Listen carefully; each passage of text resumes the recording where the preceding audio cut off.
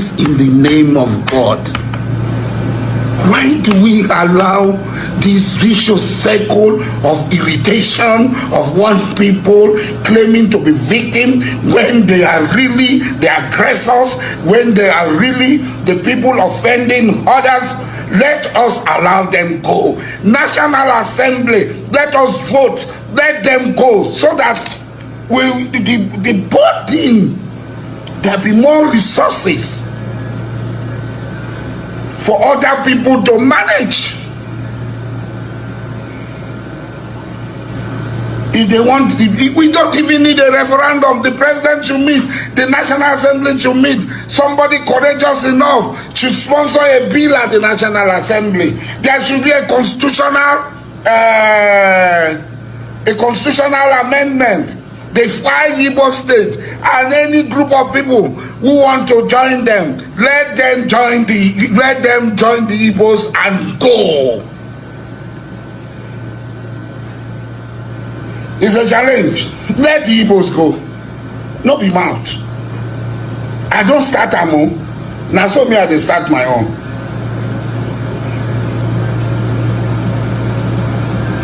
Anybody who want to join them, join them.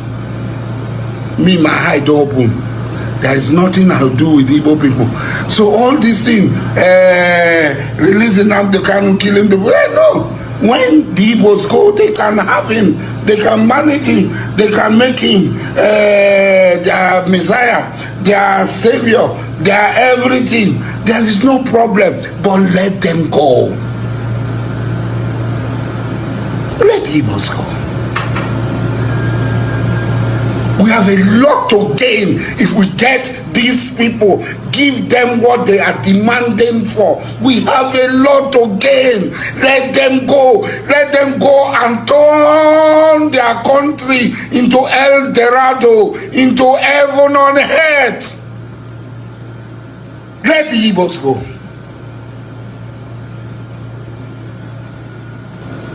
Let them go. Please. National Assembly, President Tinubu, I am begging you, let us allow the Igbos go. We have a divine border, a divine space, the 5 states. If other people say they are Igbo people, they want to join them, oh yeah, join, let them go.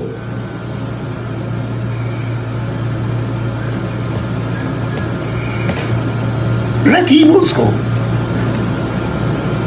Let the Igbos go, so that we too will rest, they too will rest.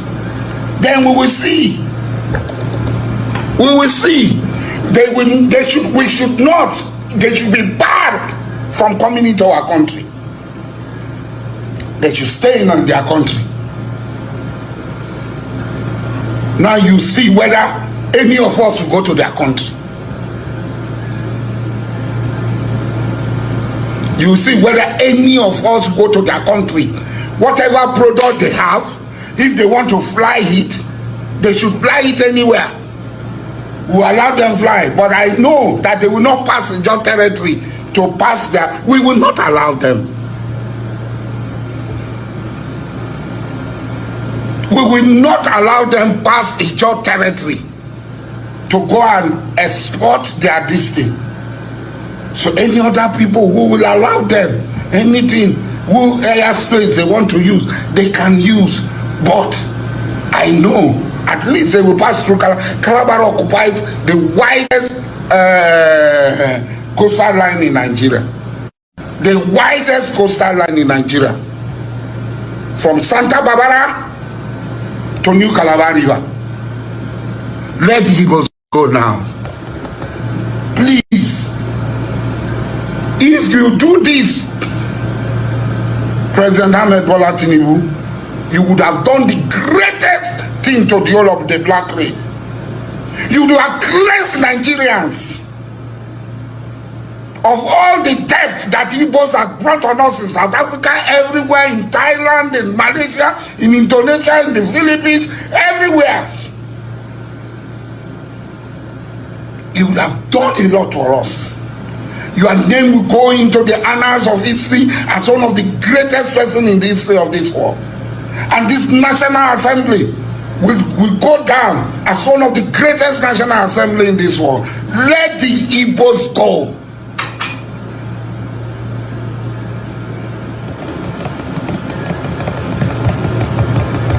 No gun, no shooting, no killing, no nothing. Let them go.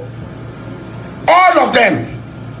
Whether it is sympathetic because they don't talk, whether it is sympathetic Igbo or moderate Igbo, all of them, their country, whether they want to take the John name Biafra, we touch them, let them take them. The job people don't touch on the name Biafra, we don't touch on the name Biafra. Take her, make her go.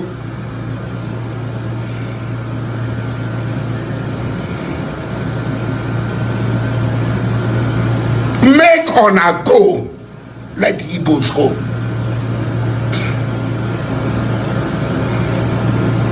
All the pipelines from Igbo land, their small cup of oil that they produce, the pipeline, we cut it off. Give them their own. No problem. We give them their own. Make them go. Let the Igbos go. No problem. There will be no Alaba market, Ladipo market, computer market. No, all those things will no longer be there. Let the Igbos go.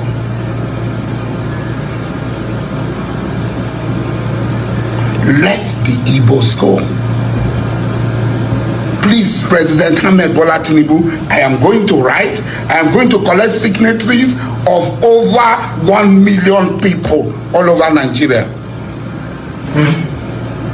We are going to send it to the National Assembly. We will march to the National Assembly. Demand that the National Assembly should allow the Igbos go.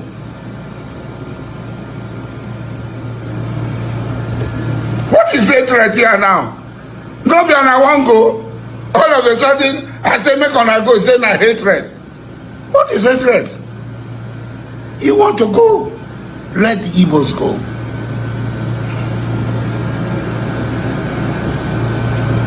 I will collect 1 million. Mark this thing. I will collect 1 million signatures. 1 million signatures. I will march to the National Assembly. I too big for Igbo people. I too big for Naoyema. I too big for now. Who wanna be? Let Igbos go. For some time now, you can see Asari Dokubo always come to the public and put Igbos on the table and nail whatever angle he feels that he has a sufficient strength to, target. But he has been doing this consistently, and the Igbo community, the Igbo people has actually been silent, over rants from Asari Dokubo for some time now, for a very long time. I think he has been consistently doing that. Nobody has, the Igbos have not challenged him. The governors are not saying anything. The security agents in this country are not saying anything. And he continued to brag about his loyalty and relationship with Bola Ahmed Tinubu, and the basis for him to always, at every point in time, without any form of provocation, attacking the Igbo people. Well, Asari Dokubo should understand. Let me give him an example of what he's trying to achieve or what he's trying to plant. Let him go and ask Israel. Ask Israel, or you ask Hamas, what is going on now. Your alliance in the north, or whatever seed they have given you, or whatever thing, orientation they have planted in your memory, Asari Dokubo, you do not deserve any form of respect in the first place, because you envied reality of nnamdikanu. You envied the prosperity of nnamdikanu. You envied the agitation, the global agitation on acceptance of Biafra. You pioneered all manner of philosophy against the Igbos origin and said all manner of things, but nobody was there to even say anything or do anything, or even say that some of the things we are saying is correct or not. You told the same line with rain or mockery. Some of these things we are saying, you are doing, you know, have been documented. They are documenting it. They are keeping it. They are keeping it on daily basis. When it will be used as a weapon against you, to the extent you are threatening the entire Eastern governors, threatening to kill all the Igbos on behalf of Nigeria. But it appears as though this man have double standard, because at some point we can clearly see him singing praise. Yes, you can see what he did to Fubara. But I think the Igbo intellectual has understood, is studying the situation now, and they are having their own perception to what is going on. I know that Asari Dokubo, look at Tom Polo. I have so much respect for Tom Polo. Though he's one of the people that rejected amnesty, he never accepted an amnesty. Look at the kind of respect he's commanding. Look at the kind of thing he's doing. He did not leave the resources of the Biafra land outrightly to strangers. He still find a way to make sure that he's not left out. All Asari Dokubo does was to sit down and hope that the friendship with him and Tinubu will bring in billions without any contribution, without any work. You are bragging, you go to Imo State, you keep people. Who send you? The Northerners send you, the Nigerian military send you, the Yorubas send you to go, and you have become a warlord for Nigeria. To be killing or be bragging how you are going to kill Igbos. Do not underrate what you are saying, that Nigeria has never stopped Igbo for one day. I must tell you that. The world has never stopped Igbo for one day. What you are saying, what you are doing, I believe you understand the direction you are going. Igbos are not cowards. Igbos are not afraid in anymore, but they have looked at you. You are not worth the least of nnamdikanu in Igbo land. That's why they just kept you aside. But the day will come when you'll be answerable to some of the things you are saying. And when the reality of denial will stare you in the face, it's not going to be long. Thank God you have been relegated finally to one local community or what can I call it? You know, chief or whatever they gave you. Currently, he's a traditional ruler. No, I don't want to believe that a traditional ruler of that community can come out on the public space and be saying a lot of things. I know that this actually was not what it thinks. Maybe an Igbo man, look at the one that happened in Lagos. The Lagos state governor went and arrested the chief. We know that Igbos are being hated in Nigeria. When the time will come, Igbos will be friends to all. All will want to be friends to Igbo. It's not going to take time. It's a matter of time. And I believe that the Igbo leaders themselves, or whatever, if at all we have, should, to an extent now, inform the federal government about this development. You know, and it's possible that most of the killings that is tagged as an IPOB thing can be linked to this very man. And I don't know why the Nigerian security agents, the police, the army, the Igbo leaders, the governors, or Igbo thinkers, don't harness it themselves, shouldn't come out and make a statement. or call the federal government attention to the continuous threats. You know, anybody that stands against the Jews of Africa will have his self to blame. We don't want to know. This is a man, of course, who the other time said they have a military formation. Apart from that, there was a time he threatened to bring down a military helicopter. At the time, the spokesman of the military invited him to battlefield and be neutralized.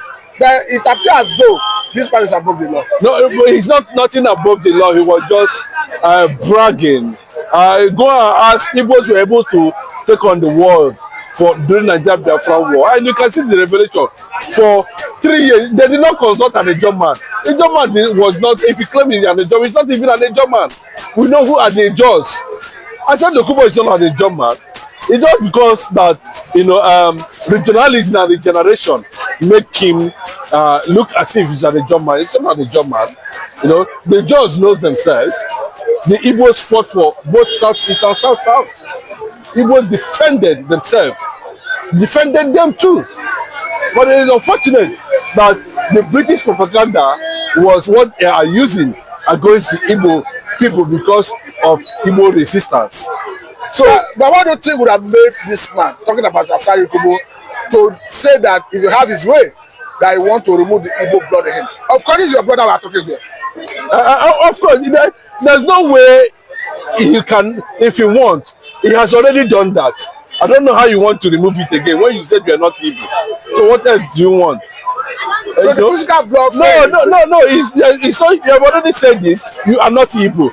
You know. So one single person in a dollar is saying that he's not Igbo does not mean that others are not Igbos. It's as simple as that. So you that is saying you are not Igbo. I agree, you are not Igbo. You know. Then are you trying to tell other people too? From that, that's why one of the reasons why Wike was just very fearless in making some hidden secret. When they said that the Jews are minority of the minority, you know, it was a pride, it was a hidden secret. They just sees it as a secret, you know, that nobody should be able to know this angle of the Ijaw people. But unfortunately, you know, it has become a global thing now because the whole world has come to reality. He said without the Igbo, there's no Ijaws. You know, but the northern part of the country always want to see this kind of a thing happen within the Biafra space. You know, it gives them joy. It makes them feel that, you know, they will continue to, you know, lay their pipe in NDDC states and continue to, you know, take away because they feel that the little crumbs that come from whatever racketing they are doing there, at least Asari Dokubo will be able to have some level of crumbs from there, and that is the only reason why you see him. But I know that his era is about to end. You know, Asari Dokubo's era, you know, is about to end, and we are going to see more rationalized Tobolos. Asari Dokubo, I take a terms, you know. What a wonderful question, the anchor of this great platform. First and foremost, I want to say, someone has come out to say, or as outlined countless times, that he said that the Nigerian government cannot win Biafra with a barrel of gun for the second time. Now when he said that, see, Nigerian government cannot win Biafra with a barrel of gun, it means that nobody needs to die for them to exit Nigeria. Now, Ojukwu fought Biafra in a different dimension. Now, nnamdikanu did it via his own dimension. So Ekpa is taking it globally. And now, we've seen world body recognize Biafra. We've seen the UN and then some other global body have come out to endorse the Biafra struggle. So kudos to him, it is a plus. Some persons have come out to say that Samonekpa should be discredited, the likes of Ohanes and that of the Southeastern governors. But my question is that you said Samonekpa should not be taken serious. Then who should be taken serious? The government who is not willing to protect our people? Is it the people who have refused to speak up when the Igbo man has been marginalized in the country? Is it the same governors who have become a tools in the hands of their Fulani master? So for you to even have a character like Samonepa and nnamdikanu to have come out to say enough is enough, that we are tired of this contraption called one Nigerians. It shows that these people have this mindset that, see, they can no longer be the slave. So for him to have even gone as far as to hire lobbyists that will speak on behalf of Biafra in the world, in the UN summit, to me it's a plus, and that alone, the voice of Biafrans will be heard globally, and the voice of an Igbo man is also being heard globally. Now let me take it back the line. When Southern Sudan and South Sudan wanted parted ways, nobody killed each other. Nobody go through the route of violence.